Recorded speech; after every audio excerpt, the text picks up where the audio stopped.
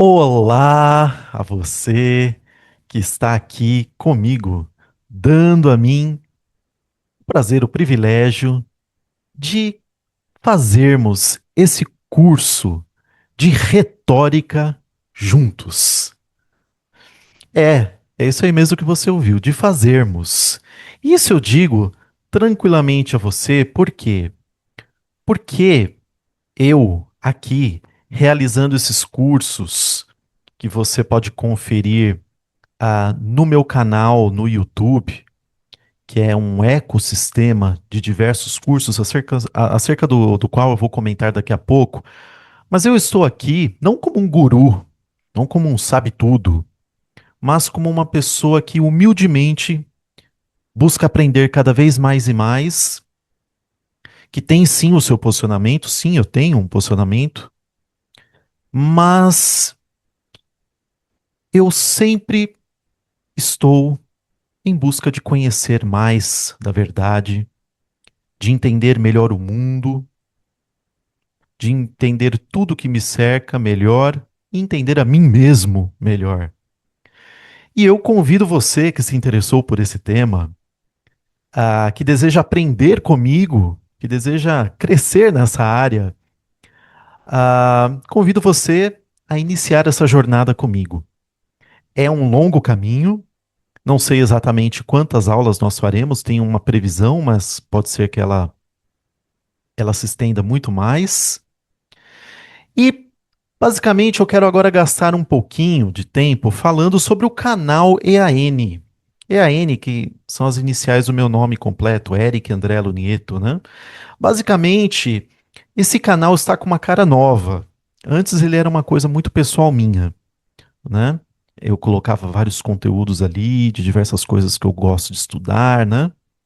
Ah, e aí, recentemente eu tive essa ideia, por que não fazer todas essas coisas, todos esses conhecimentos que eu já tinha no meu canal e outros que eu queria colocar no canal, convergirem e se comunicarem para um propósito único, né? Então veio aí esse conceito do canal EAN, que já tinha esse nome, mas que agora foi, digamos assim, oficialmente batizado assim, né? E o que é esse canal? Ele é um ecossistema de formação intelectual, espiritual, artística e existencial, ok? Aqui, filosofia, teologia, linguagem, música, ciência, história, educação e vida prática. Você vai até poder conhecer um pouquinho de mim e no meu aqui na minha intimidade, na família e ouvir o que eu tenho para dizer, de repente pode servir para você, né? Mas todas essas áreas, elas não ficam isoladas. Elas vão o quê? Se comunicar como sendo caminhos diferentes que desembocam num único local. Que é o quê? Que local é esse? Que objetivo? Que destino é esse? Compreender melhor a consciência humana, a realidade, a Deus e a nós mesmos, né? Então, sem mais delongas, né? Ah, poderia falar aqui uma série de coisas, mas basicamente aqui você vai ter todos esses tópicos dialogando entre si. Você vai poder assistir às aulas aqui, contribuindo com a sua membresia. Deixa eu falar uma coisa que é muito importante. Essa membresia, ela é utilizada para mim? Sim, mas eu a utilizarei muito para beneficiar o aprimoramento do canal e também com causas sociais, juntamente com as quais eu trabalho, tanto aqui no Brasil quanto fora do Brasil. Então, pode ter certeza que o seu dinheiro será muito bem investido, não só para a sua educação, mas para a divulgação desse bom conhecimento no mundo tão carente de informação boa, de qualidade, e também para ajudar crianças e outras pessoas que precisam de ajuda para poderem dar os seus passos intelectuais e se emanciparem como seres humanos também. Ok? Bem, Retórica, né? Vamos aqui já compartilhar a tela. Vou colocar aqui como eu tenho o hábito de fazer. Vou compartilhar a minha tela com você. Isso, aí você pode ver aqui. Que bonito. O que é retórica, né? Você pode estar se perguntando, o Eric já falou um montão de coisa e cadê a bendita da retórica? Bem, a retórica, pessoal, ela não tem simplesmente a ver com falar bonito, achar palavras bem elaboradas, né? Aliás, o nosso discurso, aqui assim, eu faço um planejamento e as coisas vão surgindo, às vezes eu mudo um pouco, tem muito a ver com a sensibilidade que eu tenho com relação ao momento, com uma certa intuição, né? Que todos nós temos que usar de certa forma, da melhor forma possível, obviamente, do melhor jeito possível, né? Do melhor modo possível para nós. E a retórica é essa arte ética, inteligente, de ordenar a linguagem para conduzir a mente, um pensamento, uma linha de raciocínio, tocando a sensibilidade e, muito importante, movendo a vontade dos seus ouvintes. Isso é muito importante. Por quê? Se você passar aí para remexer um pouquinho na sua memória, você vai ver que a tua vida, ela, desde sempre, especialmente desde que você começou a se reconhecer como um ser pensante, autorreflexivo, ela foi impactada e impulsionada por discursos alheios. Seja o seu pai ou a sua mãe conversando com você, passando valores por meio da fala deles, por meio do ensinar deles, seja o seu professor, seja lá de qual matéria for, ou um político, ou um pensador, um filósofo, ou um influenciador digital, o que muitas vezes, infelizmente, acontece, né? E aqui eu tenho que ser crítico mesmo, pessoal. Eu vou usar um certo nível de criticidade, porque isso tem até a ver com a importância da retórica, né? Por quê? Porque a retórica, como está escrito aí no subtópico 1.2, ela forma consciências. E quando a gente tem pessoas impactando muitas outras pessoas e de uma maneira muito forte, isso pode ser muito bom se essa pessoa realmente tiver bons valores, uma boa ética, um conhecimento fundamentado, ou pode ser péssimo se ela espalhar lixo nos outros, borrifar os outros com a essência de estrume de discursos falidos e falsos, né? Então, a retórica, ela tem esse peso, ela não se trata só de falar bonitinho, ela trata de formar pessoas, formar outros pensadores por meio do seu discurso, né? Ou de alguma forma influenciá-los, pelo menos, né? Pode ser uma influência boa, né? Você pode deixar uma boa marca neles, ou pode ser algo muito negativo, de maneira que eles vão lembrar do seu discurso como meu Deus, que coisa chata, né? Monótona, ou que discurso mais sem pé nem cabeça, não entendi nada, né? Mas de qualquer forma, hoje nós vivemos a era digital, não é nem mais só a era digital, estamos vivendo a era da inteligência artificial. O acesso à informação é muito facilitado e nós somos muito, mas muito bombardeados de informações que vêm por todos os lados, né? E essas informações podem ser, como eu disse, perfeitas e bem fundamentadas ou podem ser falidas. Eu me lembro que na época da Covid-19, né, na pandemia do coronavírus, ah, ficou muito forte o lance das fake news. Hoje se fala ainda nisso daí, mas na época era muito forte, porque as pessoas estavam enclausuradas, né, nas suas casas e chegava notícias de todos os lados, assim, e chegou um ponto em que não dava mais para saber quem estava falando a verdade ou não. E aí houve todo um movimento, se bom ou não, houve todo um movimento por parte ali de vários atores da sociedade, a iniciativa governamental, a iniciativa privada, pensadores, enfim, houve todo um esforço por parte de vários setores para que se pudesse conscientizar as pessoas acerca da importância de elas depurarem o que chegava até elas.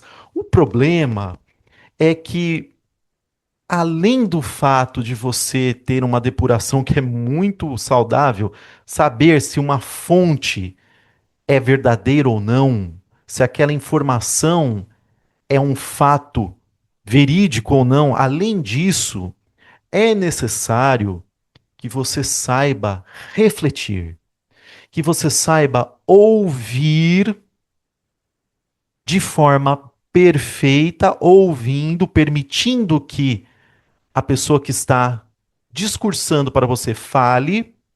Você tem que ter ouvidos dispostos a ouvir, mas principalmente você tem que ter um cérebro, um juízo apto, mas muito apto nos difíceis dias em que vivemos, para que você possa depurar o que você vai ouvir, ou ler, ou ver e reter somente o que é correto, ou pelo menos somente aquilo que tem ótimos indicativos na direção da verdade, ok?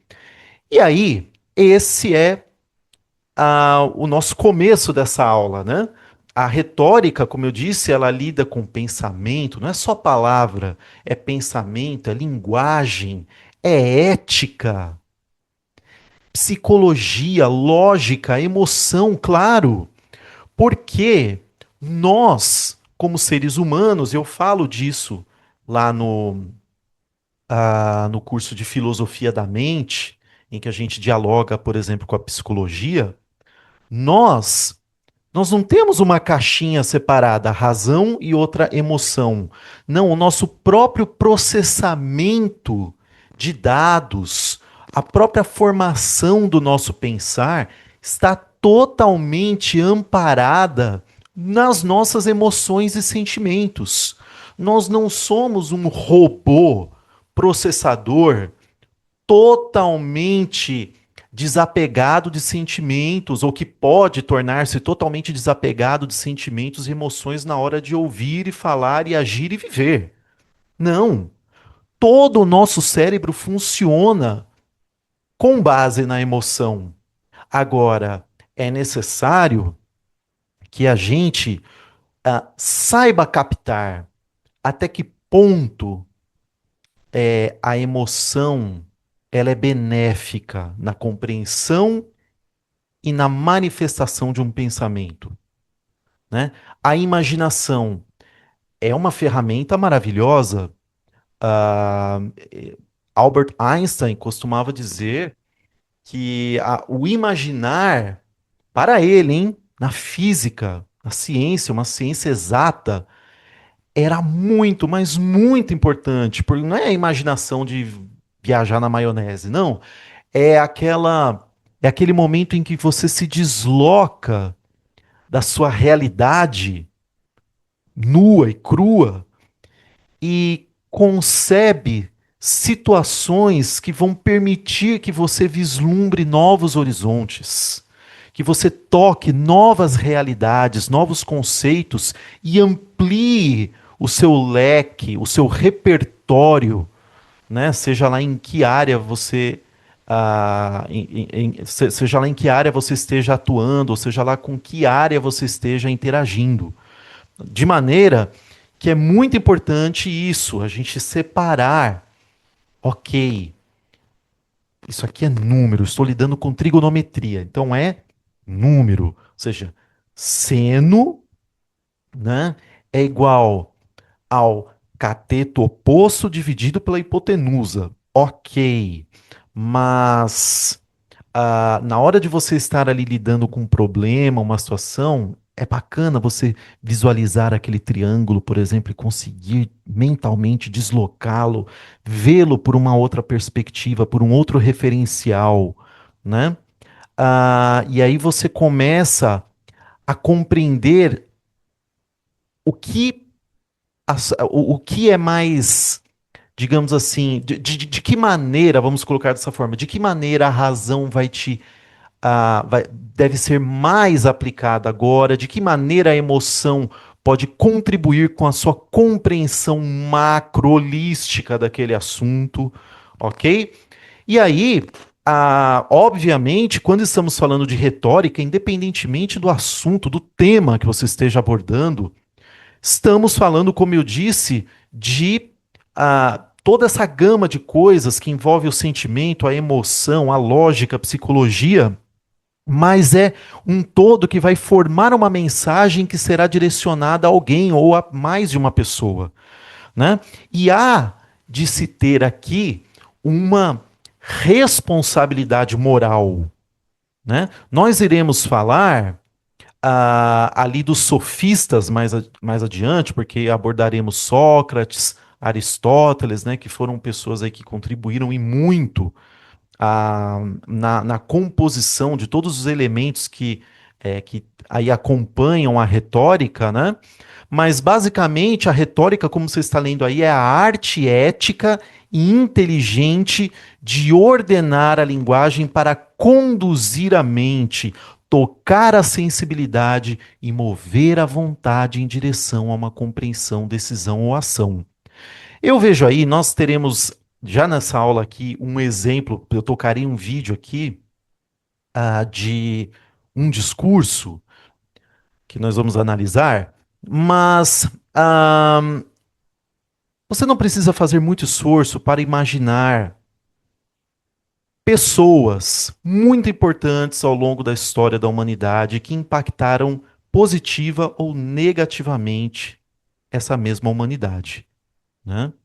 Estamos aí vendo que a retórica ela engloba a ética, né? Ela é ela é uma abordagem ela é uma abordagem da linguagem, ela é uma abordagem à linguagem, né? É uma maneira de utilizar-se da linguagem, tal como um mecânico se utiliza de ferramentas para consertar um carro, por exemplo. E essa retórica, ela toca a sensibilidade, né? Com sentimento, com uma série de outros elementos que nós vamos analisar daqui a pouco, nós conseguimos tocar, por assim dizer, a alma das pessoas. E isso é muito sério, né? Porque se a nossa ética não está ajustada com a virtude, virtude essa que também é um tema que eu vou gravar em breve, para a playlist Pensamentos e Virtude, né? Mas se a nossa ética não está bem alinhada, harmonizada com a verdadeira virtude, né? Ahm, nós podemos levar pessoas a, em vez de crescerem, decrescerem, decaírem como seres humanos. E isso já aconteceu ao longo da história muitas e muitas vezes, né? Você pode pegar o exemplo de Adolf Hitler, né? Você imagina que hoje boa parte da Alemanha, né, ah, lembra com muita vergonha do período recente da história deles, em que os seus antepassados, os alemães, lembram desse período recente da história deles com muito pesar, ao recordarem que os seus antepassados chancelaram todo o nazismo de Hitler, que matou inúmeras pessoas, que produziu muita crueldade, que produziu muita morte, né? Mas uma das coisas que ah, impulsionou o nazismo muito fortemente foi a retórica, a oratória de Adolf Hitler. Ele era muito habilidoso com isso, porém ele tinha uma habilidade antiética. E aqui nesse curso, nós não seremos sofistas. Eu não quero incentivar. Se você quiser, você vai por sua conta. Mas eu não quero te incentivar a ser um sofista. O que é o sofista? Né? O sofista, ele reconhece a retórica como uma arte que tem forma, né? Tem ritmo. Né? Falando do Hitler, tinha todo um ritmo. Às vezes você pausa, deixa as pessoas num breve silêncio. Às vezes você acelera o ritmo da sua fala. Às vezes você eleva o volume da sua voz, né? Ah, às vezes você escolhe palavras que vão mexer com a sensibilidade das pessoas, que vão remeter a determinados fatos históricos, a determinados elementos da psique das pessoas que vai mexer com as pessoas, que vão mexer com as pessoas, melhor dizendo, né? E os sofistas, eles eram ali homens muito bem instruídos, com muita capacidade de organização de ideias, de ordenação das palavras, porém eles não tinham escrúpulos. Eles queriam o lucro, eles queriam a todo custo. Deixa eu ver se eu acho aqui uma fotinha deles, aí a gente já volta aqui, mas acho que tem, deve estar mais para baixo. Esse aqui é o Sócrates, né? Aqui você vê o Platão e o Aristóteles. Estava olhando aqui para ver se dava para aumentar um pouquinho. Deixa eu aumentar um pouquinho aqui. Enfim, aqui você vê Platão, né? A famosa imagem de Platão e Aristóteles, né? Platão com o dedo para cima, apontando para a sua teoria das ideias, né? Já Aristóteles, ao contrário, buscando realmente a realidade na matéria, né? E aqui você vê a figura do sofista, como eu disse, né? No meu canal EAN, eu tenho uma playlist de audiolivros que eu estou sempre atualizando. E um dos audiolivros que eu já gravei lá, na verdade tem vários audiolivros de filosofia lá, mas um deles é de um dos sofistas ali, né? Que teve um diálogo, né? Com o Sócrates, né? E aí você tem Górgias, né?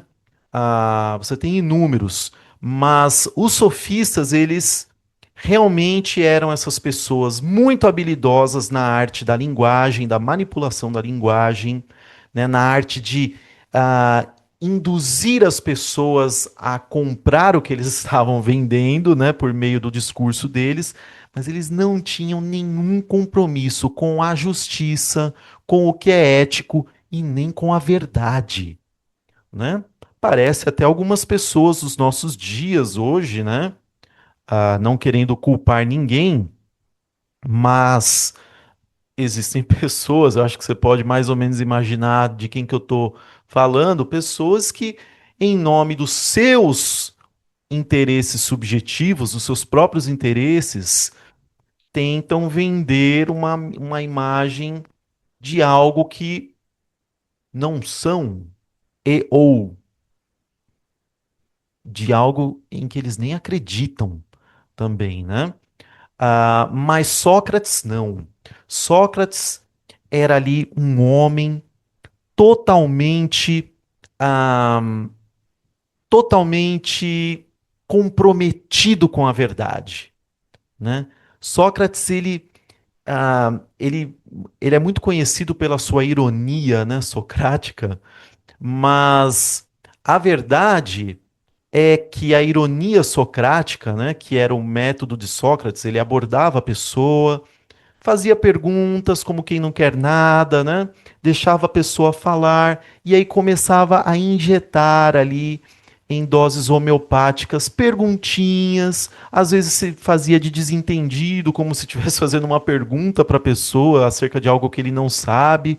E aí a pessoa nesse caminho maiêutico, né? O método de Sócrates era a chamada maiêutica, né?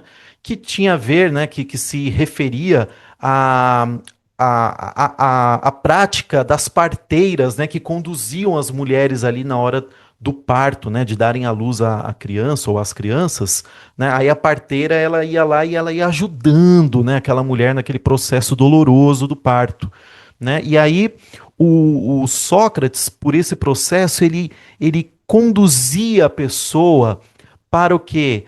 Para o momento em que a pessoa iria dar à luz ao conhecimento verdadeiro, né? Por meio dessas perguntas muito bem feitas, conduzindo a pessoa ao questionamento, né? Até o ponto em que a pessoa, das duas, uma, né? Ou a pessoa se irritava com Sócrates, o que não raras vezes acontecia, e queria até bater no Sócrates. E você lê, por exemplo, na República, que Sócrates às vezes fica com medo, né, de algumas pessoas. Isso acontecia com certa frequência. Pode acontecer com você. Seu discurso bom, perfeito, não é uma garantia que você vai ser aceito pelos outros, necessariamente. Mas tinha muitas vezes que Sócrates conseguia realmente conduzir as pessoas nesse processo maiêutico a, se não tocarem a verdade, porque nem mesmo Sócrates tocava a verdade às vezes. Às vezes ele chegava à conclusão que não sabia aquele assunto mesmo. Mas pelo menos ele chegava àquela conclusão depois de esquadrinhar aquele assunto de várias formas, por várias perspectivas. Mas ou levando a pessoa à verdade sobre aquele assunto, ou pelo menos encaminhando essa pessoa à verdade, ainda que a pessoa chegasse a conclusão que não tinha conhecimento verdadeiro sobre aquilo, mas a pessoa estaria encaminhada para buscar a verdade, aprenderia a amar a verdade e correria atrás daquela verdade, né? Então as duas coisas podem acontecer, mas o fato é que Sócrates ele tinha esse amor pela verdade, né? E já os sofistas não. Os sofistas eles eram o oposto nesse sentido, né? E aí a gente tem esses diálogos, né? Ali de Sócrates com sofistas em que Sócrates vai dando corda para ele, deixa eles falarem à vontade. Às vezes ele se faz de um completo imbecil, como se tivesse sido uma, como se tivesse sido pego como uma presa fácil, né? Do sofista ali dialogando com ele. E sempre tem pessoas ao redor observando o diálogo entre Sócrates e o sofista, ou os sofistas, por exemplo, e eles estão muito atentos para ver quem é que vai ter ali a supremacia final ao final do discurso, né? E aí Sócrates arrematava com um argumento incrível, com uma retórica impressionante, com muita simplicidade, mas com muita perspicácia também. Então a retórica ela tem tom, pausa, ritmo, imagem, metáfora. Ordem, sim, porque não basta você ter o conhecimento. Nós vamos falar do tripé da retórica daqui a pouco, que é ethos, patos e logos. Daqui a pouquinho você vai entender o que aí. Mas é importante que você compreenda que esse tripé, qual é a importância dele? Embora um deles seja o conhecimento, mas a grande sacada é a seguinte: não basta você dominar o conhecimento daquilo, você tem que saber ordenar todos os dados que você tem acerca daquele tema e passar isso de uma maneira realmente inteligível, realmente clara e principalmente persuasiva.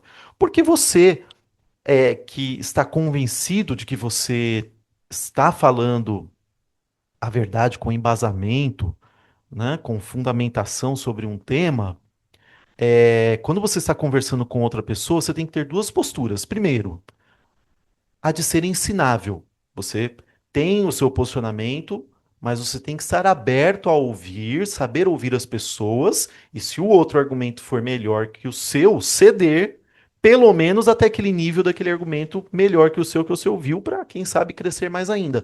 Mas se você já entende que você está é, não com a verdade absoluta, né, pessoal? Porque a verdade absoluta ela é infinita. A gente vai passar a eternidade inteira aprendendo sem tocar a verdade absoluta de nada.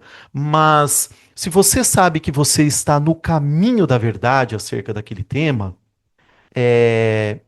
você minimamente ou quer aprender com alguém que está mais na frente do que você nesse caminho da verdade sobre esse tema, ou você quer, se você tem um espírito nobre, se você é ético, você quer ajudar outras pessoas a chegarem onde você está e crescerem também, né? Só que para você fazer isso, você precisa ser claro. Você precisa ter um diálogo estruturado. E nós vamos falar disso também. Não sei se a gente consegue falar disso tudo nessa aula, eu vou tentar.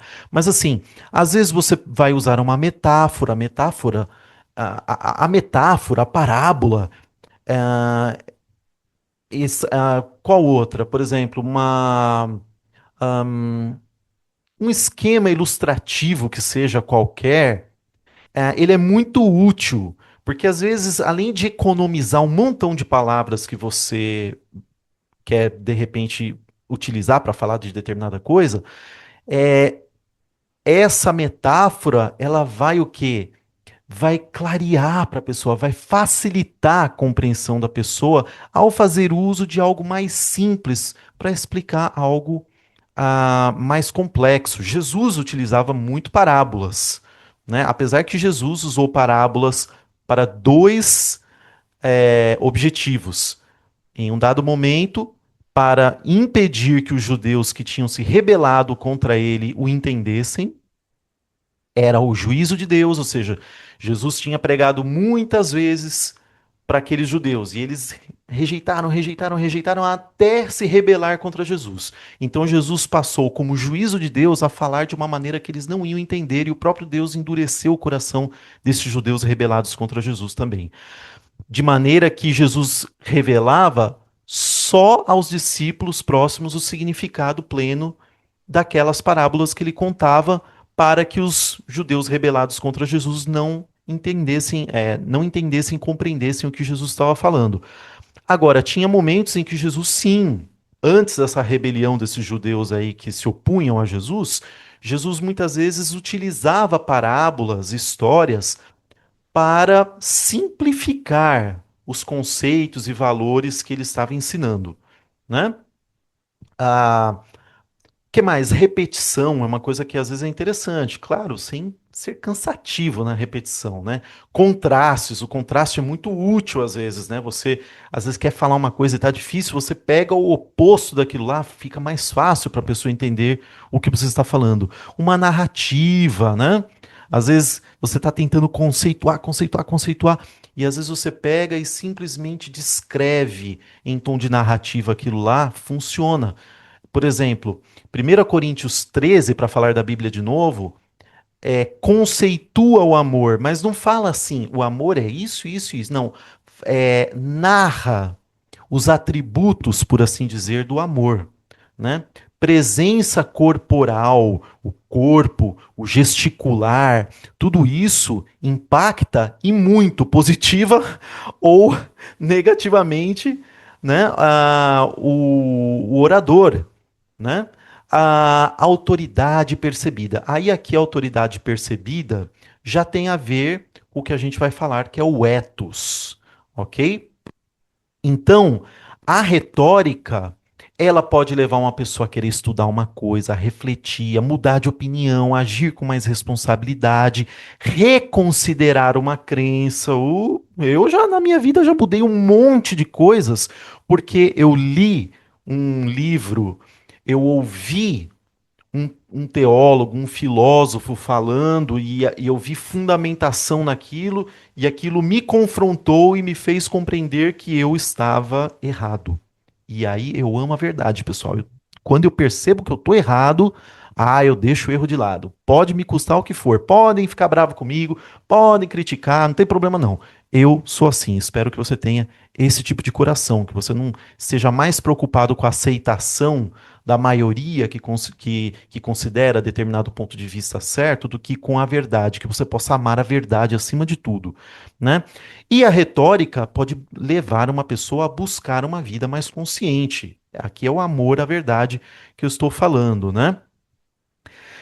Aqui, pessoal, eu quero fazer uso de algo que eu falei algumas vezes. A retórica, obviamente, tem tudo a ver com a linguagem, né? É a manipulação da linguagem.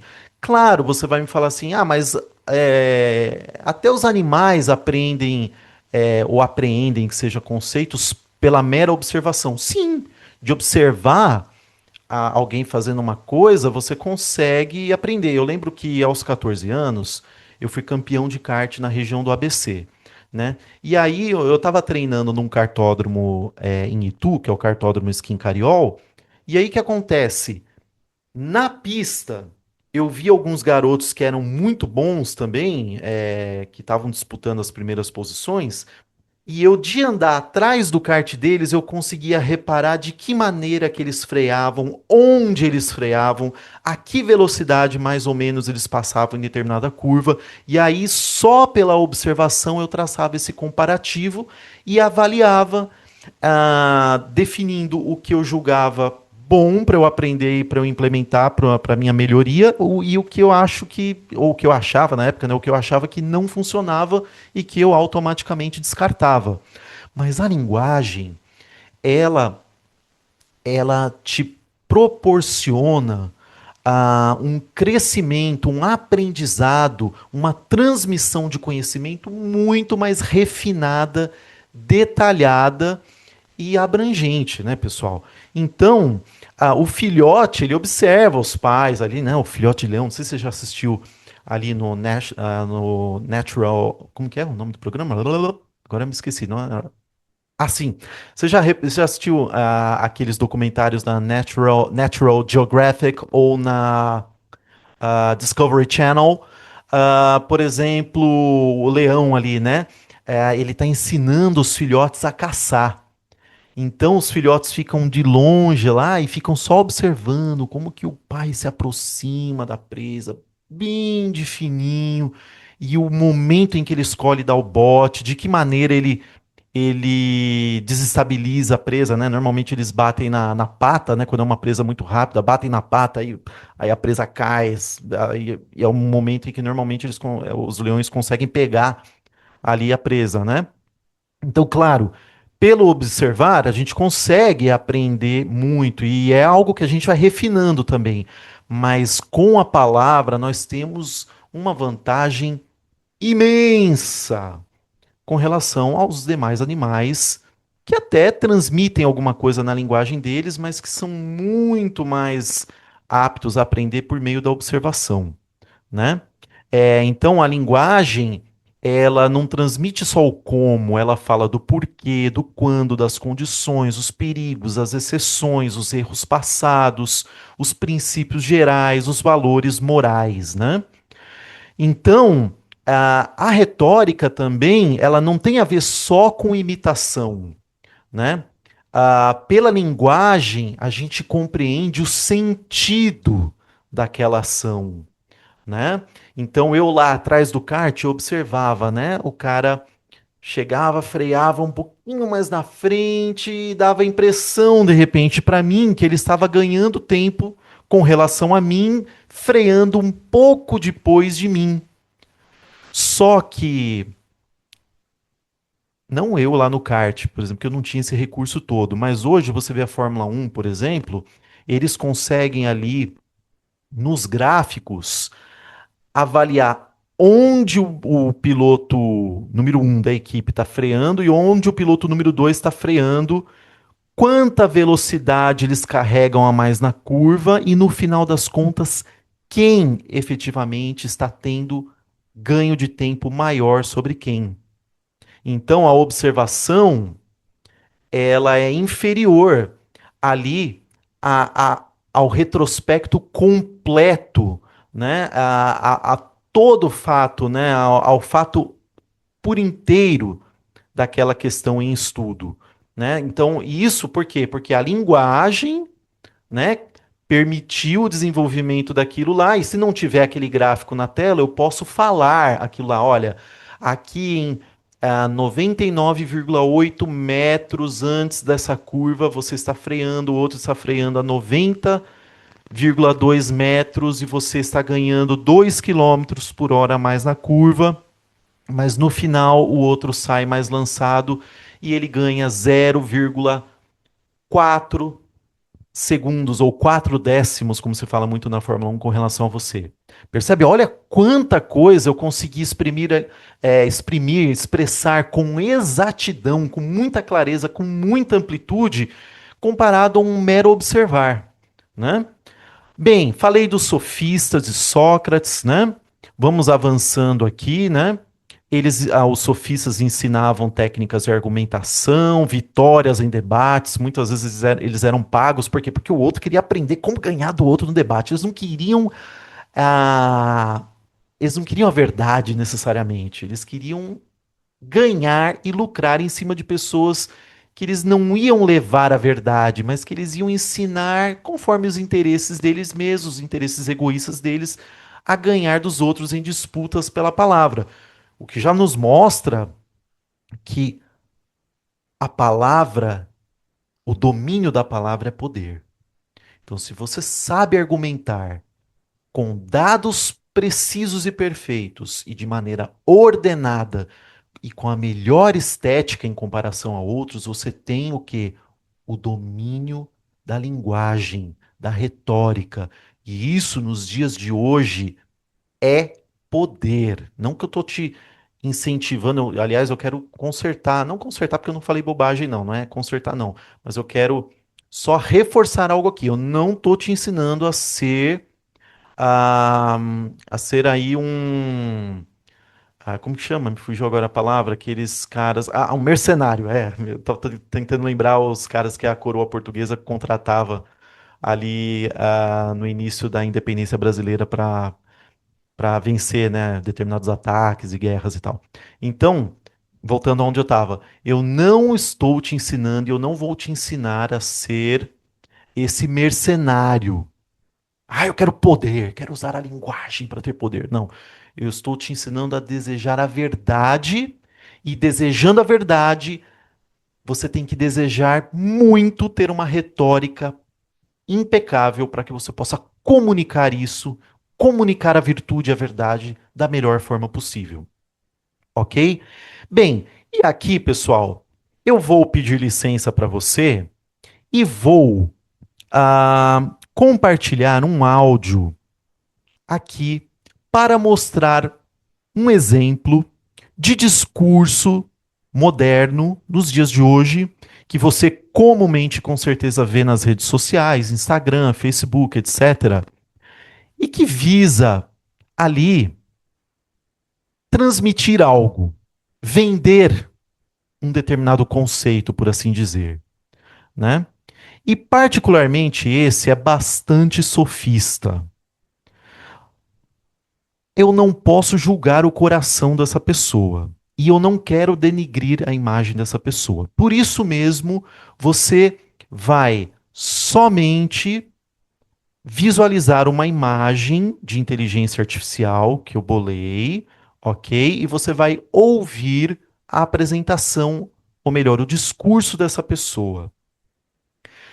Eu não vou te explicar aqui por que está errado ou certo o discurso dela, tá? Mas há argumentos ali claramente sofistas, e não só argumentos, mas há ali técnicas retóricas sofistas ali na maneira como ele fala, tá? E é isso que nós vamos analisar. Então eu peço a sua atenção nesse momento, tá? É o primeiro áudio que está em formato de vídeo aqui para você checar, e aí nós vamos analisar os elementos de um bom discurso, ou de um bom discurso, não, perdão, aqui eu vou corrigir porque eu falei bobagem. Vamos voltar?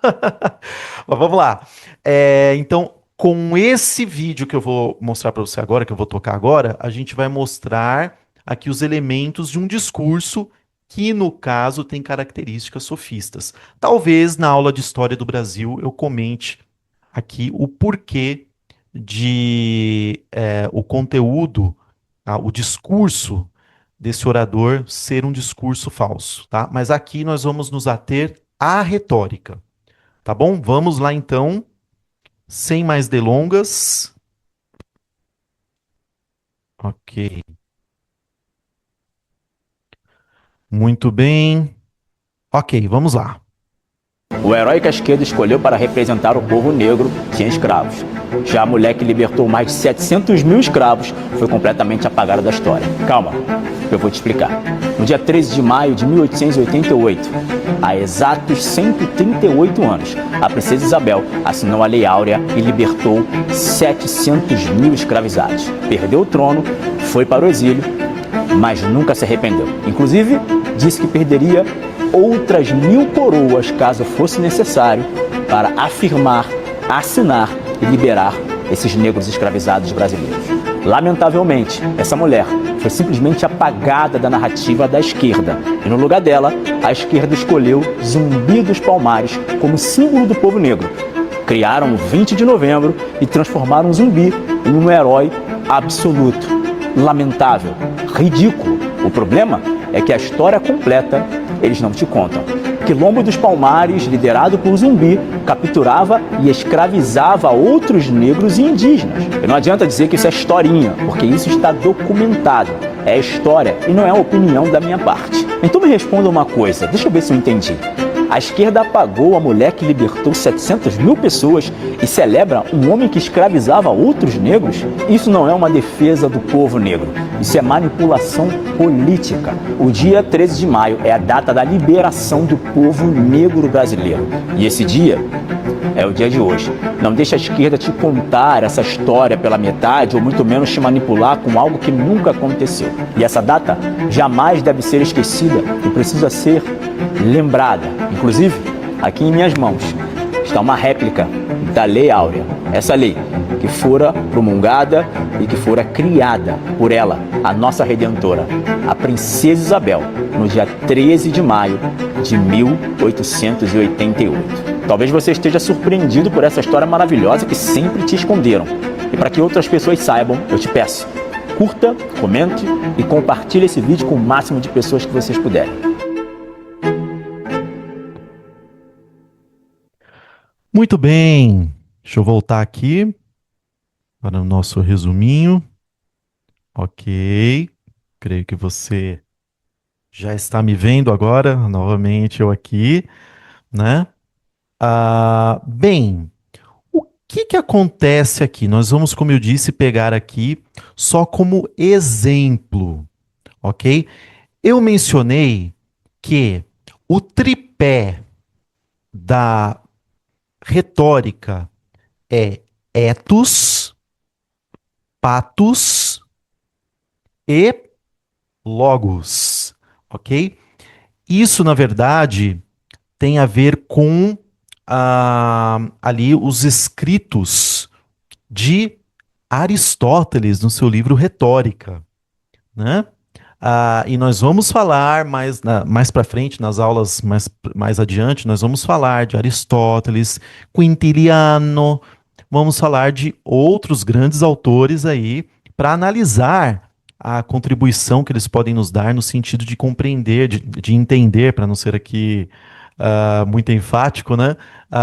Vamos analisar a ajuda deles, toda a contribuição deles para que possamos entender e enxergar mais da retórica, tá? Mas o que que acontece especificamente? Então, guarde aí isso que eu vou falar, tá? Eu vou até ver se eu escrevo aqui para você, na sua tela, tá? Então nós temos a primeira parte de um discurso é o chamado exórdio. Exórdio, ok? O que que é o exórdio? É aquela frase de efeito, é aquele conjunto de palavras que impacta você quando você ouve, chama a tua atenção, né? Muito comum nos dias de rede social, né? De redes sociais, na verdade, que nós vivemos hoje, principalmente por quê? Porque as redes sociais elas funcionam na base do algoritmo, né? Então, os algoritmos, qual é o papel deles? O papel deles é garantir que você permaneça com a tua cara colada na tela ali das redes sociais, sem sair dali, para você poder consumir as propagandas e tudo que as redes sociais vão te oferecer, que é por meio do qual As redes sociais fazem dinheiro, né, gente? Então, por várias razões, existe aí um documentário muito bom, acho que ainda existe se você buscar na Netflix, né? Que fala aí sobre as redes sociais.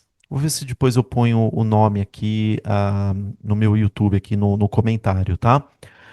Mas assim, o dilema das redes sociais, se eu não estiver enganado. Se não for isso, é mais ou menos esse o nome, tá? E aí eles vão explicar essa questão das redes sociais nos dias de hoje, que é algo muito relevante. Tem tudo a ver com a maneira como a sociedade de hoje pensa e age em muitos aspectos.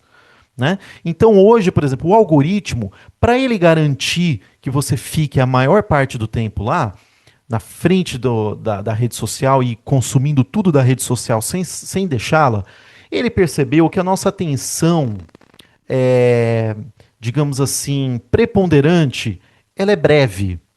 Então, nós precisamos de muitos elementos ali para impactar a gente e garantir que a gente fique lá. Né? Esse processo foi, está e continua emburrecendo as pessoas. De que maneira, Eric? Simples. Joga lá informação rápida, desconexa para não fazer a pessoa pensar muito. Porque se a pessoa pensar muito, tem pessoas que não gostam muito de pensar, e não são poucos. E aí a pessoa vai se desinteressar. Nossa, isso aqui é muito difícil para mim, vai procurar um negócio mais simples. Então tem que ser um negócio impactante, fácil de digerir em termos intelectuais, né? E rápido, ok? E aí o que acontece? Estamos diante de uma sociedade majoritariamente incapaz de conectar ideias, com muita informação bombardeando o cérebrozinho delas, mas sem o quê? Solidez, sem fundamentação no que estão pensando, sem um repertório definido na mente delas. E aqui estamos diante de um problema. Por isso mesmo que hoje em dia, muito mais do que em qualquer outro momento da história, o exórdio é uma coisa que é clichê e está sendo cada vez mais forte. Eu estava agora há pouco olhando o YouTube e aí o que eu vi? Não basta o exórdio. Desculpa, me engasguei aqui, mas voltando. Hoje em dia, não basta o exórdio só na fala, tem que colocar na escrita também, num tema. Por quê? Porque tem gente que nem toca o áudio do vídeo, que assiste, né? Porque a rede social, tal, o TikTok, às vezes te deixa lá o vídeo ficar tocando sem áudio, vê se pode.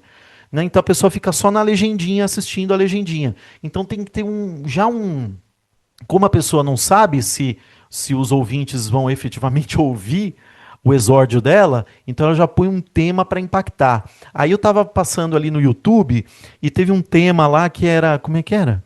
É, como conseguir qualquer coisa.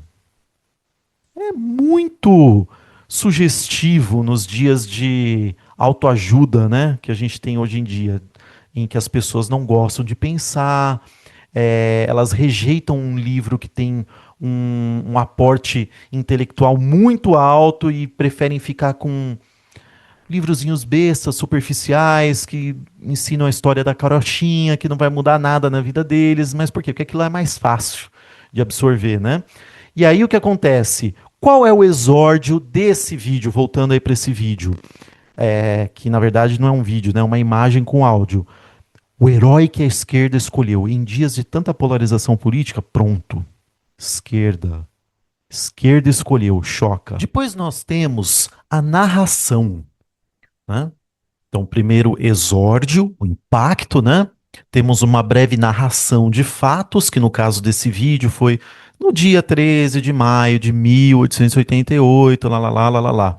Ele vai contar a versão dele dos fatos, né? Vai narrar ali uma admiração por Isabel, que fica muito clara, né? A admiração que ele tem pela princesa Isabel e tal. Depois da narração, então, exórdio, narração, então, exórdio, narração, proposição. Ele vai propor algo, né? Ele vai apresentar a tese central dele. Então, no caso dele, a princesa Isabel foi apagada da história, né? E aí ele mostra uma indignação. Repare que tudo isso aqui que eu estou falando, esses momentos do discurso, a gente vai conectá-los depois com aquele tripé que a gente falou, que é ethos, pathos e logos, ok? Muito bem. Temos depois da proposição a argumentação. Ele vai ter que explicar por que a princesa Isabel foi apagada da história e por que isso justifica a admiração que ele tem por ela, né? E aí ele vai falar aquela célebre frase de redes sociais. A história completa que não te contaram. Você já ouviu isso daí? Eu acho que isso soa familiar para você, né? Como assim? Ele sendo o agente que tem um elemento que só ele conhece e que ele quer revelar para alguém, né? Nos Estados Unidos a gente tem aí, claro, não é só nos Estados Unidos, né? Mas nos Estados Unidos existe um movimento muito grande ah, de negacionismo com relação à vacina. E aí eles contam assim histórias fabulosas, tudo com a chancela de um perito, né? E sempre há esse argumento: olha, nós temos aqui algo que você não sabe, que ninguém conta pra você. Pô, Eric, mas você tá dizendo então que não pode desconfiar? Não pode, né? Mas não dessa maneira que eu vou descrever para você daqui a pouco, que é como ele vai encerrando, porque ele dá a argumentação dele e aí ele vai dar a refutação também. E a refutação, olha só que legal que ele faz. E não adianta dizer que isso é historinha, não, né? Ou seja, ele já está se blindando de qualquer refutação que possam fazer. Não, mas Eric, mas dá uma oportunidade para ele, Eric, porque ele vai explicar. Pois é, e aí vai a peroração. A peroração é a conclusão e a chamada à atenção. Ele vai falar assim: não deixe a esquerda te contar. Ou seja, ele está compartilhando algo, né? E ali na argumentação dele, ele, juntamente com a refutação, ele estava ali colocando como justificativa, como fundamentação para tudo isso que ele está afirmando, o quê? Ele dizia que tudo isso está documentado e que contra provas não há argumentos. Tá, só que ele não menciona que documento é esse, quem escreveu e o que está escrito, né?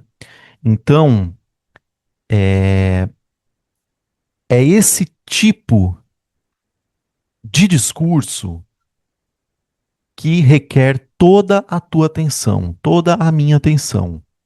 Um discurso, assim, muito proeminente, muito radical, muito sensacionalista, mas sem provas, né? Sem provas categóricas, sem menção de fonte, né? Ah, afirmações sem embasamento, né? Ele afirma que o Zumbi dos Palmares ali, ele era dono de escravos, tá? Mas da onde ele tirou isso? Então não temos aqui embasamento. E nós sabemos pela nossa experiência cotidiana que a internet está aí, ó, aos montes com esse tipo de vídeo. E as pessoas que estão viciadas no scroll down, scroll up, que no português seria arrastar para cima e arrastar para baixo, com poucos segundinhos de vídeo, que não querem e não têm paciência, e têm cada vez menos paciência para um estudo cuidadoso, aprofundado, fundamentado, elas engolem qualquer coisa.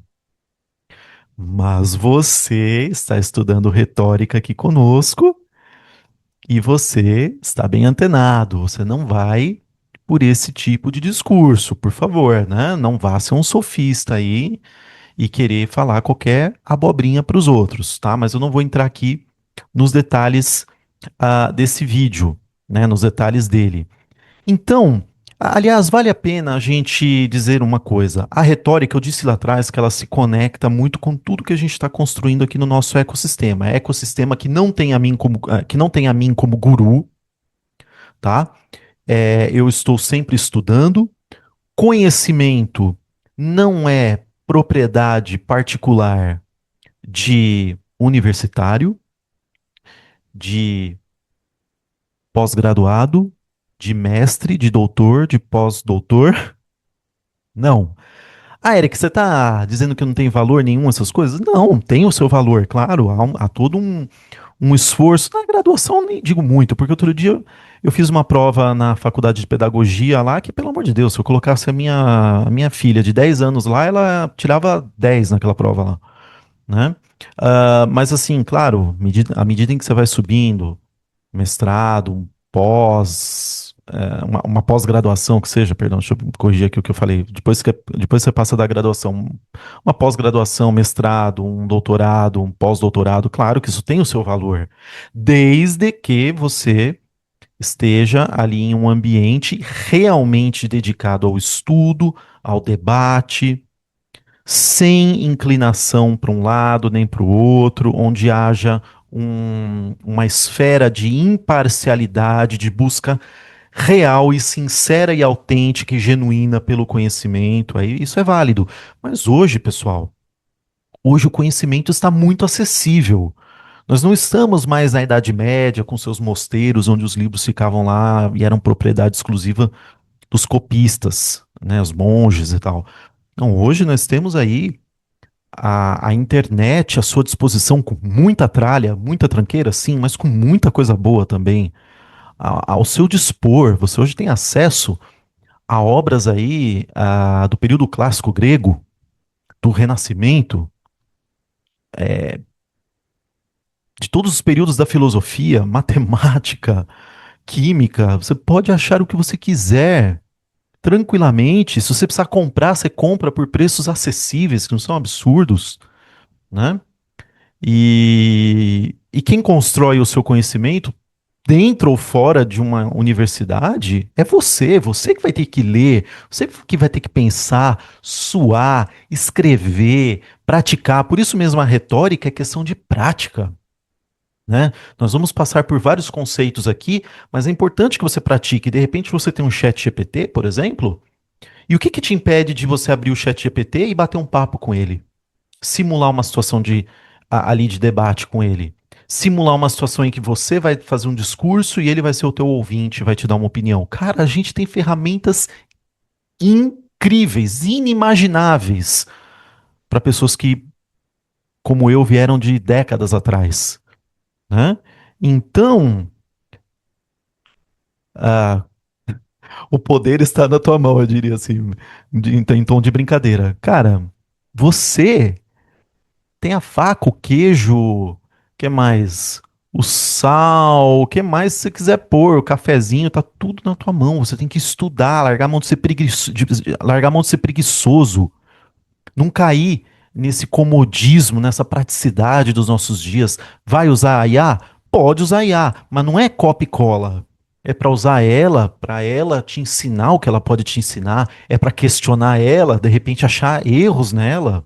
Mas dentro do que ela pode contribuir para você, usufruir disso por meio de uma prática assistida, uma prática ativa, meio redundância, né? Mas enfim, você entendeu a ideia do negócio, né? Se eu pratiquei uma redundância, me perdoe, mas assim, você tem que ter uma prática real de estudo com a IA e você pode se beneficiar muito disso. Ah, eu não gosto, eu prefiro estudar com um professor humano mesmo. Então vai, estuda. Mas leia as obras. Nós vamos falar aqui de algumas obras, minimamente essas você tem que buscar ler, né? Ah, mas eu gosto de resumo. Pode usar o resumo, mas poxa, se esforça um pouco, leia a obra inteira, né? Eu tenho muitas obras aqui em formato de audiolivro, né? Vou gravar muitas outras, se Deus permitir. E hoje você tem muitos recursos, gente. Você pode achar o livro às vezes lá no YouTube, em formato de audiolivro. e ouvir, gastar um tempo, gente do céu, vamos aproveitar as oportunidades, tá? Então, esse curso de retórica, ele se conecta aqui no ecossistema do canal com filosofia da consciência, com linguagem e interpretação, com formação intelectual, com teologia, com música, sim.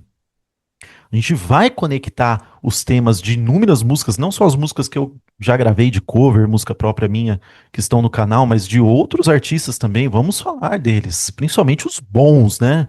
Gente que fala coisa relevante, né? Não gente que fica falando abobrinha musicalizada, né?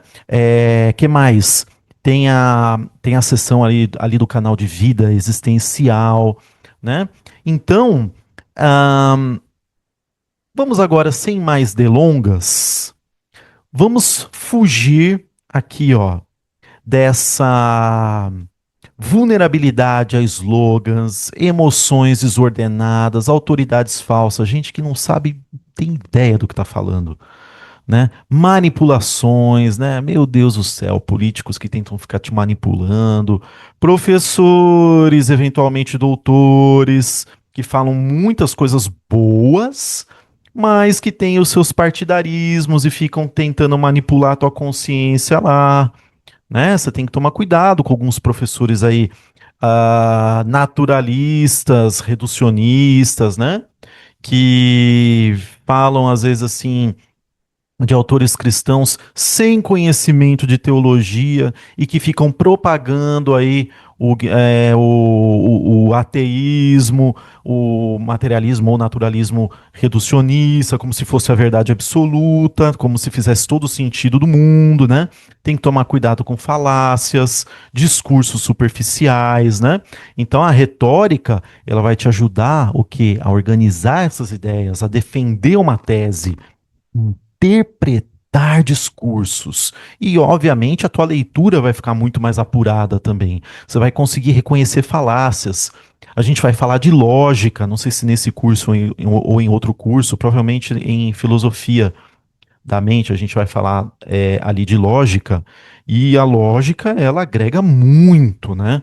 Agrega muito a você conseguir compreender os mecanismos ali do discurso, do texto que seja ali desenvolvido, você vai conseguir perceber as manipulações, obviamente se você fala melhor, você tende a escrever melhor, e falar melhor não é só usar o jargão específico, usar e abusar, depende do teu público, às vezes o teu público os teus ouvintes são mais simples, você tem que descer um pouquinho o nível para eles. Não é falar qualquer abobrinha, não é falar nós vai para lá, não é assim que eu estou falando, mas reduzir um pouco o nível técnico do léxico que você vai utilizar, né? Agora, se o seu público é mais especializado, aí você taca ali pau, né? Enfim, a retórica, né? Nem precisa falar que na tradição cristã, meu Deus, como foi empregada, né? Tanto ali na apologética, o que que é apologética? Apologética é a defesa, né? Inclusive temos aí o livro, eu vou comentar um pouquinho depois dele, de Sócrates, né? A Apologia de Sócrates, que é a defesa que Sócrates faz ali perante os gregos, né? Mas a apologética, no caso, foi um movimento muito forte ali após a igreja primitiva, dos primeiros cristãos, ali, séculos 2, 3, por ali mais ou menos, né? Em que os cristãos, diante ali do platonismo, até mesmo do neoplatonismo, né? Eles tiveram que se defender, tiveram que defender a fé. Até porque havia muita ignorância, muita informação falsa sendo propagada acerca do que eles professavam como fé. Então eles tiveram que defender a fé, tiveram que saber analisar, interpretar o platonismo, por exemplo, diante deles, as escolas filosóficas e utilizar a favor deles o que as escolas proporcionaram e rejeitar o que realmente não podia ser aceito por eles, né? A catequese, desculpa, minha voz falou, a catequese, no caso aqui, quando os jesuítas vieram aqui para o Brasil, né? A gente teve aqui discursos brilhantes, sermões, né? Discursos não, né? Vamos ser um pouquinho mais específicos, né? Houve sermões brilhantes aqui escritos, inclusive por padres jesuítas, que se utilizaram em muito de ferramentas retóricas, né? Temos o Santo Agostinho, por exemplo, né? Que tinha assim muita vivência antes mesmo do cristianismo na arte da retórica, né? Então, no caso especificamente da retórica cristã, que é madura, né? Ela envolve o que? Fidelidade ao conteúdo, clareza, reverência, humildade, amor ao ouvinte, que é toda a parte ética, que nós vamos ver muito ali num autor da retórica que a gente vai ver daqui a pouquinho, né? Responsabilidade diante de Deus, discernimento emocional, né? Não ficar ali manipulando a emoção das pessoas. Você sabe que ah, existem pessoas, especialmente as pessoas não muito esclarecidas, né? Que elas são muito sujeitas, muito vulneráveis a sentimentalismos, a técnicas ah, neurológicas mesmo, né? De manipulação da maneira como elas se sentem. Eu lembro que quando eu tocava guitarra numa igreja, quando que foi isso? Eu não tenho certeza, mas se eu não estiver enganado, isso aí foi lá por volta do ano 2013, ou seja, faz 13 anos agora. Então, eu lembro que eu tocava guitarra nessa igreja, uma igreja pequena. E era uma igreja neopentecostal, né? O povo gostava muito da chamada unção, né? Ficava lá gritando e falando nas supostas línguas que eles ficavam falando, e ficavam gritando, e às vezes dava louco em um, corria, aí outro caía, ficava lá igual morto lá, depois acordava. E eles gostavam dessas coisas, né? E aí eu lembro que eu tava no movimento, não gostava muito dessas coisas, mas assim. Foi sigo o mestre, né? Então eu segui os pastores. Graças a Deus que eu já não tô mais nessa. Mas assim, com todo respeito por eles. E aí, eu reparei, quando eu tocava guitarra, eu reparei que tinha alguns efeitos que eu jogava na guitarra que surtiam, assim, resultados bem peculiares nas pessoas. Especialmente quando eu jogava o efeito de delay, né? Tinha algumas músicas, é muito típico, né? Aquelas músicas, quem é do meio igrejeiro sabe, estilo Hillsong, que são aquelas grandes comunidades americanas, né? E aí eu calibrava um efeito na guitarra, que era um efeito levemente distorcido na guitarra, com um delay. Esse delay, quando eu começava a solar com esse delay, esse efeito particularmente levemente sujo de distorção e com muito delay, que é um eco, né, que vai dando, ah, eu subia um pouquinho o volume, era batata. Tinha os espirituais demais lá, eles caíam, né? Então eu manipulava. Eu tinha um discernimento emocional, só que era um discernimento bandido, né? Eu usava isso para meio que fazer o pessoal se emocionar demais. E você pode ter certeza que eu não sou o único que descobriu isso, tá? Tem muita gente que sabe disso. Aí, graças a Deus que Deus me libertou disso aí já. Hoje eu não faço isso mais com as pessoas, né? Mas é necessário que você tenha esse discernimento emocional para o bem. De que maneira? Quando você quer, digamos, você quer enfatizar uma verdade muito preponderante, você fala, mas não com teatro, não de forma teatral, mas você fala com ênfase, ah, com certeza, né? Com força o que você está querendo falar, né? Você fala com convicção e força aquilo lá, né? Mas não é vou gritar aqui, como o pessoal, não vou falar o nome dessa denominação, mas o pessoal cola a boca no microfone e grita. E tem uns ali que, se não cai, sai surdo do culto, né? Não, eu não falo isso. Não tô falando disso, tô falando de você efetivamente ver, sentir o momento dos teus ouvintes, sentir a necessidade de pitada emocional na tua voz, no teu gesticular, dependendo do que você está falando e com quem você está falando, né? Então, tudo isso é discernimento emocional que tem que estar o quê? Mirando o bem, não mirando a falta de ética, não mirando o sensacionalismo, não mirando a manipulação emocional, mas o agregar elementos que vão reforçar o sentido genuíno do que você está querendo dizer por meio da emoção bem calibrada que você vai trabalhar com as pessoas, né? A música, né?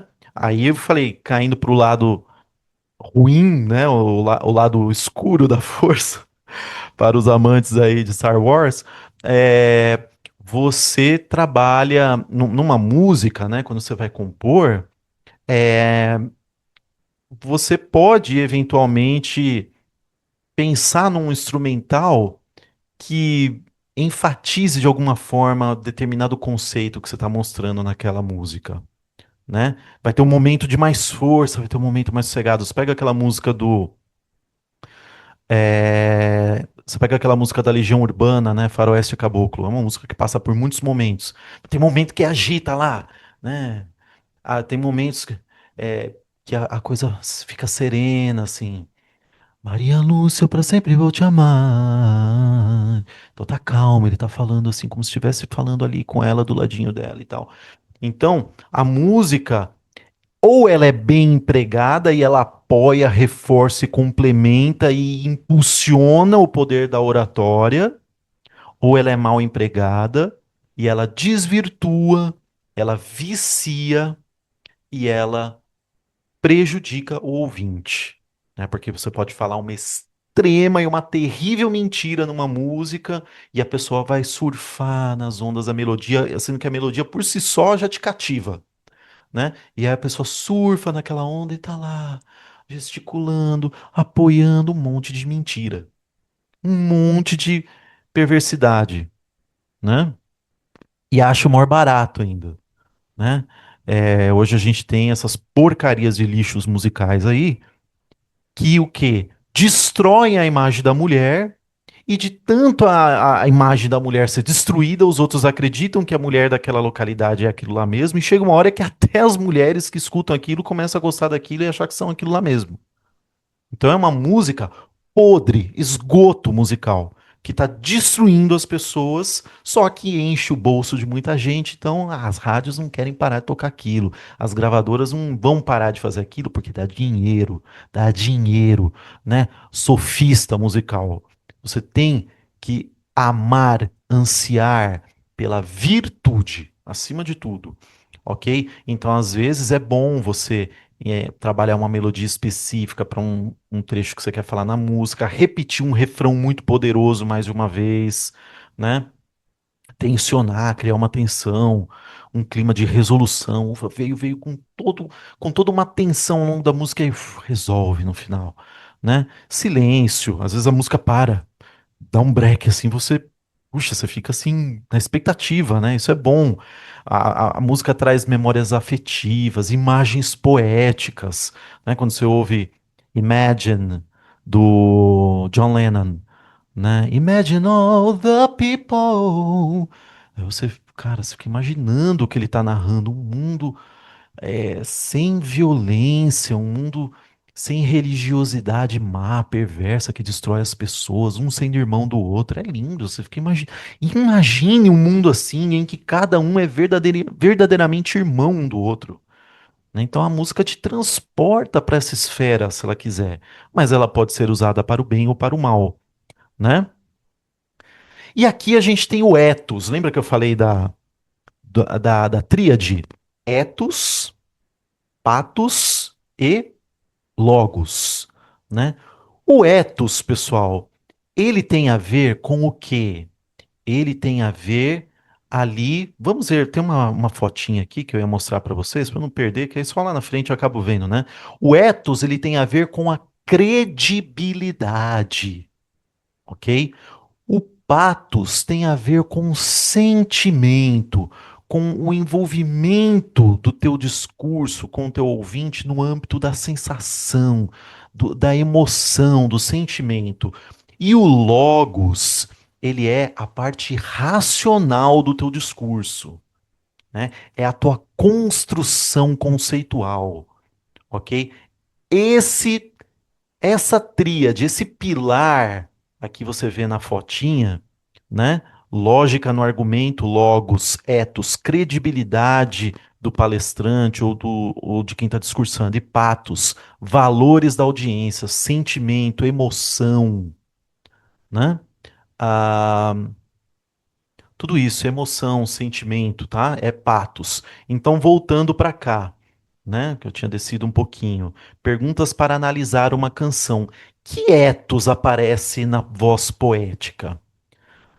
Né? Quando você está ouvindo aquela música bem poética, tipo Renato Russo, tipo, sei lá, pega aí um grande aí, né? Algumas, não tudo, né? Mas algumas coisas aí do Raul Seixas, é, umas coisas dos Titãs, né? O Nando Reis tem umas letras belíssimas, né? O que que você sente ali? O que que te passa credibilidade? Será que a pessoa está falando de algo que vive? Ou ela tá só falando, mete o pau ali nos capitalistas, que não sei o que lá, e aí você vai ver a vida da pessoa, ela é uma capitalista também. Isso te passa credibilidade? Que patos a melodia desperta? Que sentimento, que emoção aflora em você quando você vê uma música, como você vê uma música boa, né? Quando você ouve uma música, tipo Vento no Litoral, para falar da Legião Urbana de novo. Cara, é uma sensação de saudade. Você começa a lembrar de pessoas que se foram, né, que morreram e que você nunca mais vai ver, né? Pega uma música aí, ahn, sei lá, Love of My Life, do Queen, né?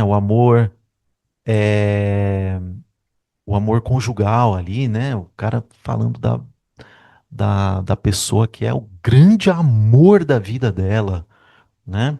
Há uma tese existencial ou espiritual por trás da letra? Você ouve a música prestando atenção na letra ou você fala qualquer abobrinha e não tá nem aí? Começa a prestar atenção, porque a música, ela é o quê? Ela é um discurso musicalizado, ok? Como a estrutura da canção conduz o ouvinte? Como que o compositor construiu aquele discurso dele? Para que finalidade? Qual foi a argumentação dele? Né? Tudo isso você começa a ver. A vida existencial, né? É, a vida humana ela é atravessada por discursos. Né? Então, você começa a avaliar as fases da tua vida quando você era bem criança, lá, sei lá, 6, 7 anos. Puxa vida, os teus pais te influenciaram muito, pro bem ou pro mal, né? Depois você começa a crescer um pouco, você chega na adolescência, você já começa a querer referenciais, né? E você pode ter os seus pais? Pode, mas quase sempre, ou pelo menos muitas vezes, o que a gente vê são outros referenciais. É um artista, é um pensador, é um colega, é um amigo que é uma pessoa mais velha, né? Então, tudo isso, a escola tá difícil, né? Um pastor, um padre, sei lá, um pai de santo aí, se você é né, de uma religião aí de matriz africana, um mestre, um monge, se você é budista e tal. Ou você tá caindo aí na raia da internet e o influenciador aí que tá ditando como que você pensa. Ele muita gente segue ele. E isso significa que o que ele está falando é bom? Comece a analisar o discurso, os traumas, coisas que te falaram, que sendo mentiras, mas você absorveu. Isso dita muito do que você é hoje.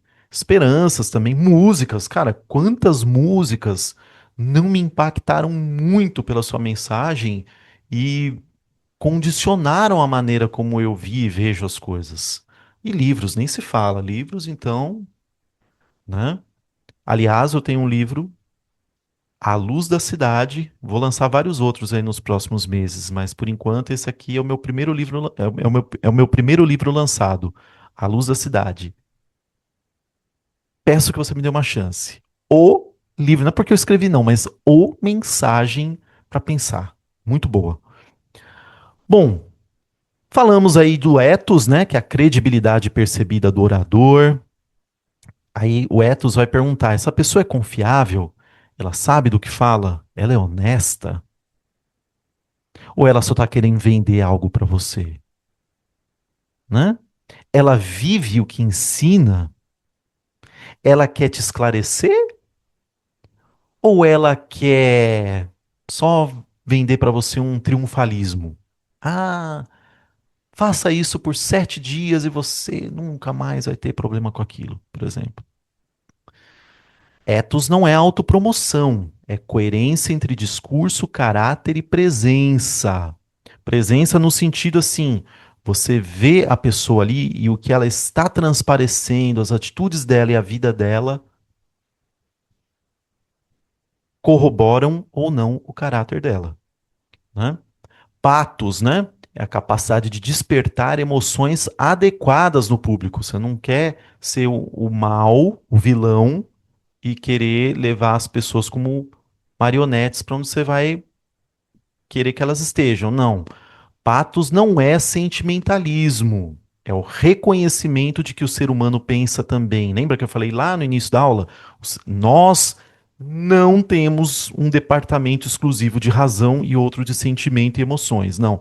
A gente pensa com memória e todos os sentimentos é que você pode imaginar: medo, esperança, desejo, dor, imaginação, pertencimento. Nós não somos divididos nesse sentido, ok?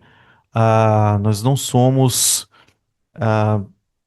duas coisas, uma coisa ou uma outra coisa, né? Ou uma coisa ou outra coisa. Não, nós somos tudo isso. Nós somos sentimentos, emoção e razão junto, né? A emoção não substitui a verdade, mas pode abrir a alma para escutá-la. E o logos, que é a dimensão racional do discurso. As suas premissas, né? Quais são as suas premissas, ou seja, quais são as suas afirmações que servem de sustentáculo ao que você vai afirmar? Quais são as evidências que você pode apresentar? Ou você vai falar como a pessoa que a gente ouviu aí, que só fica falando, falando, não adianta vir me negar, não, porque tem documento dizendo. Que documento? Quem disse? O que disse? Não fala, né? Inferências, ou seja, inferências são o quê? Deduções que a gente pode fazer, né? A gente pega um texto e a gente começa a juntar as coisas e vamos achar, vamos deduzir coisas. Exemplos, muito bom dar exemplos, distinções, diferenciar coisas uma coisa da outra. Objeções, ó, não é porque está escrito num livro que é a verdade absoluta. A gente tem que questionar isso aí, né? Lá no Antigo Testamento, para pegar a Bíblia, por exemplo. Lá no Antigo Testamento, Moisés falou que a vontade de Deus era que os que estivessem do lado dele ali quando ele desceu do monte lá e viu o povo adorando um bezerro de ouro, ele falou assim: ó, quem está do meu lado vem aqui, quem não tiver vai para o outro lado e os comigo aqui vão matar eles. E ele falou em nome de Deus, é Deus que está mandando. Quem disse que é Deus que está mandando? Não, é o Santo Moisés. Pois é, mas a gente tem que ler o todo da Escritura. Será que Jesus aprova isso?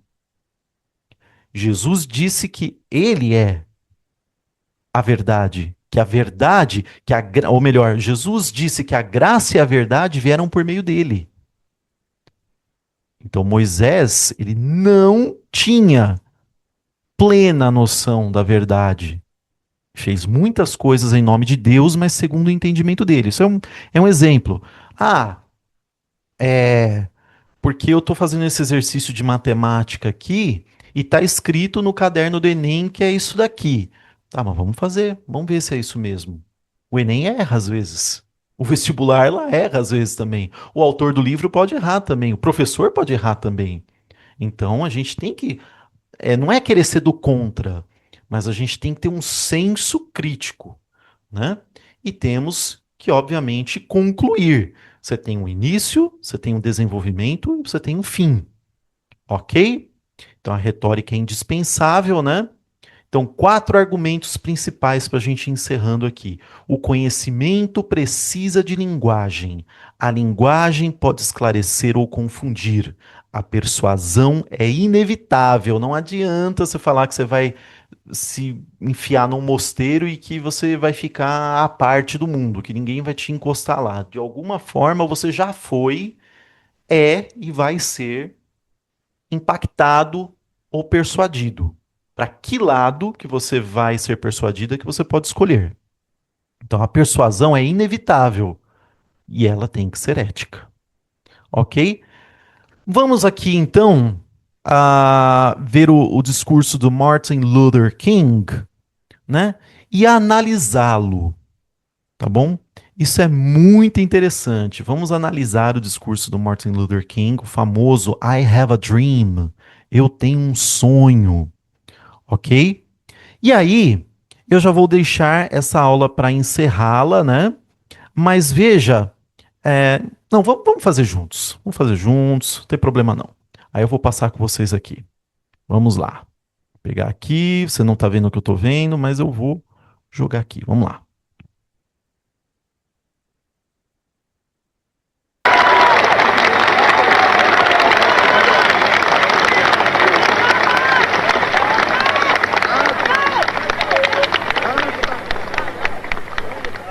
I am happy to join with you today in what will go down in history as the greatest demonstration for freedom in the history of our nation.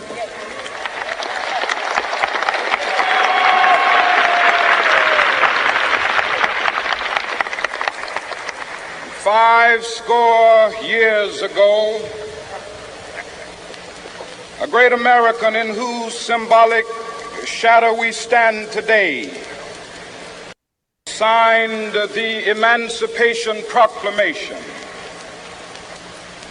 This momentous decree came as a great beacon light of hope to millions of Negro slaves who had been seared in the flames of withering injustice.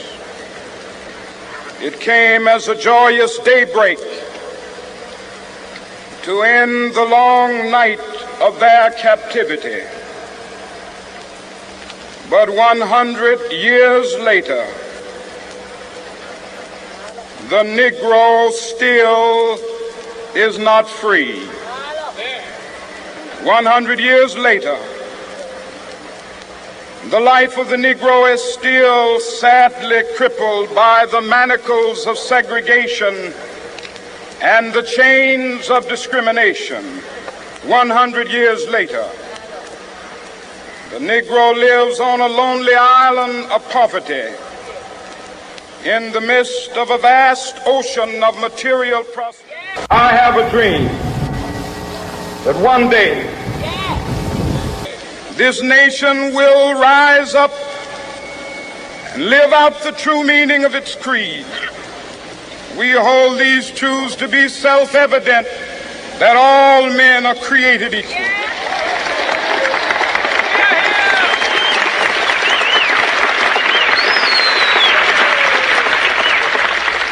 I have a dream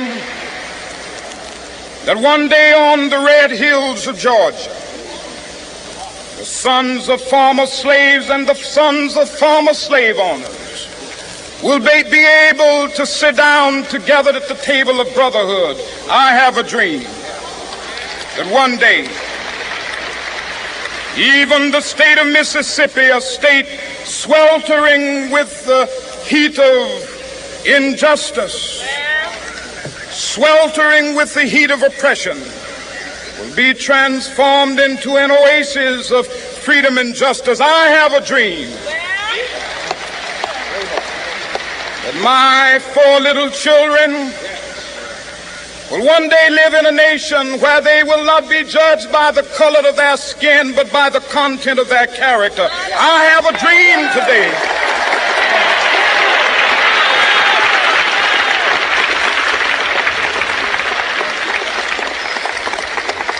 I have a dream that one day down in Alabama, with its vicious racists, with its governor having his lips dripping with the words of interposition and nullification, One day right there in Alabama, little black boys and black girls will be able to join hands with little white boys and white girls as sisters and brothers. I have a dream today.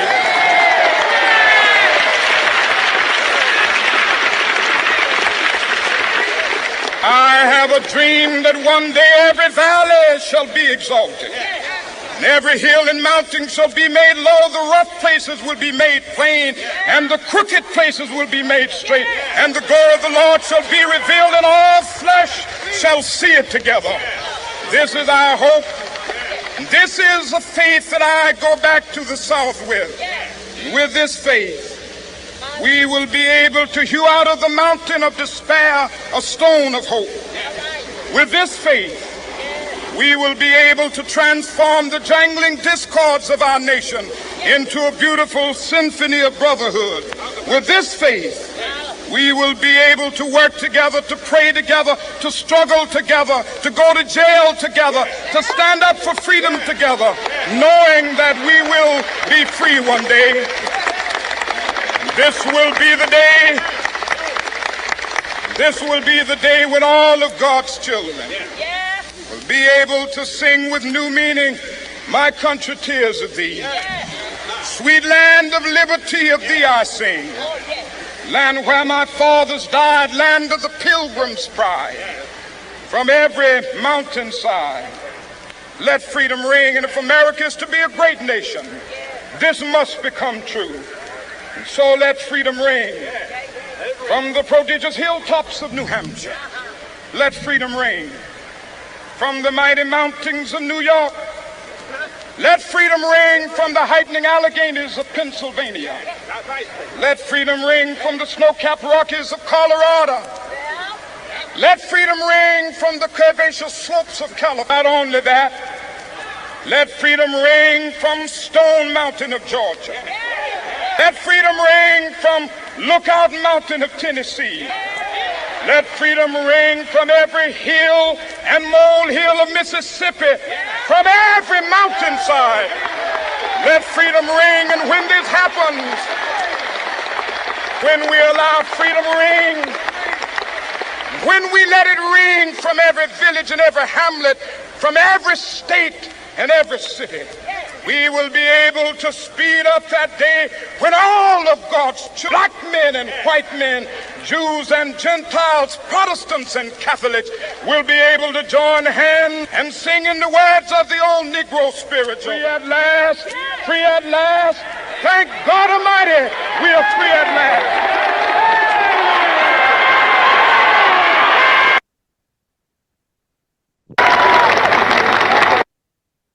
Cara, é emocionante. Ai, deixa eu até eu fechar aqui. Acho que eu fiz bobagem aqui. Deixa eu voltar. Ok. Vocês estão me vendo de novo. Quer dizer, eu acho que eu já estava visível antes, mas agora eu voltei aqui para a tela. É realmente de arrepiar esse discurso. Você vê como ele vai elevando a voz dele, mas você percebe que ele, Martin Luther King, que era um pastor, antes de qualquer questão religiosa, ele era um líder moral, ele tinha autoridade no que ele falava. Por quê? Porque ele era um representante, integrante de uma causa coletiva. Ele defendia a justiça, ele não estava defendendo algo dele. Ele era a voz de uma comunidade ferida, de uma comunidade que estava gemendo por liberdade, que ainda hoje geme por liberdade, né?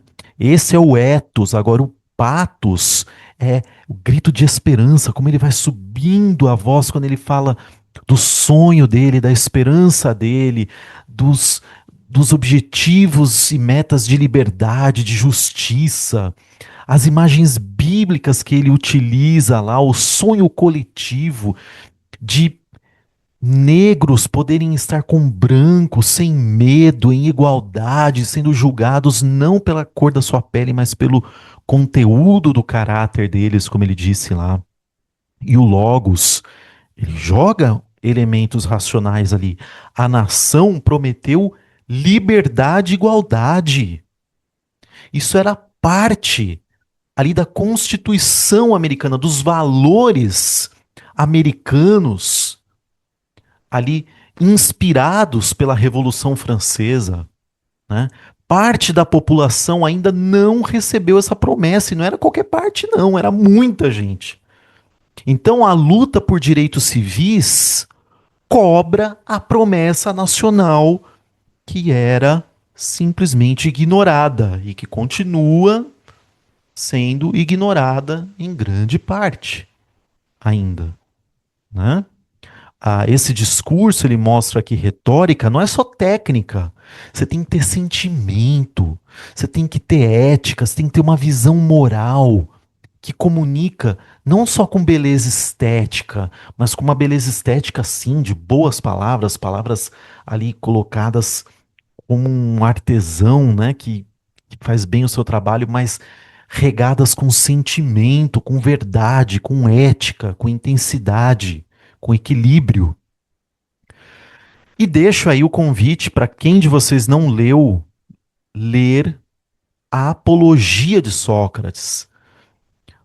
Todos os elementos, etos, patos e logos que Sócrates brilhantemente utiliza ali no seu discurso perante os atenienses, né? Em que ele vai falar ali, ele vai falar com integridade. Ninguém podia acusar Sócrates de ser uma pessoa que não era íntegra. Ele fala com coragem, ironia filosófica, sim, porque ele ironiza aquilo que, né, que era tão fato que ele vinha ensinando e que eles não queriam aceitar. Compromisso com a verdade. Ele tinha um amor e compromisso com a verdade. E a vida dele, a vida de desapego material, endossava o discurso dele, né? O pathos dele não tinha apelo emocional artificial.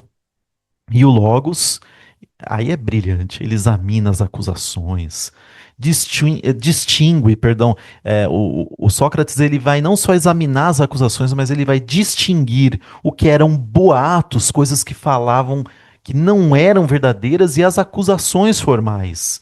Ele vai refutá-las e vai demonstrar incoerência por incoerência, né? Então, deixo aí para vocês lerem como tarefa de casa Retórica do Aristóteles, né?